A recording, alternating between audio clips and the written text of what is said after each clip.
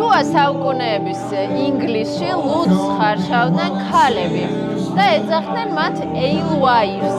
ეილის ცოლები დაახლოებით ესე ითარგმნება. იმ პერიოდში ეკლესიას და პატრიარქალურ საზოგადოებას არ აწყობდა ამ ქალების გაძლიერება და მერე ნელ-ნელა ისე აღმოჩნდა, რომ ეს ლუდის ხარშვის ამბავი ჩამოერთვათ მათ. თუმცა მანამდე სახლებში, სადაც ლუდი იხარშებოდა, იყო სიმბოლო, რომ იქ შეიძლებოდა ლუდის ყიდვა და ეს სიმბოლო ხშირად იყო ცოცხი.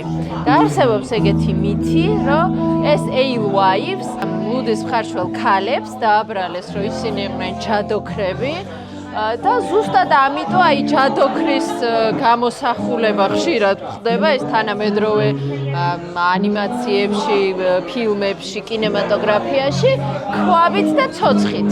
ხო და არის ეგეთი ვერსია, რომ მან დედან წამოვიდა. მე მომწონს eilwives-ის ჯადოქარი ლუდის მხარშველი ქალების ექსაწყისი და ისტორია. გაუმარჯოს ლუდის მხარშვალ ქალებს.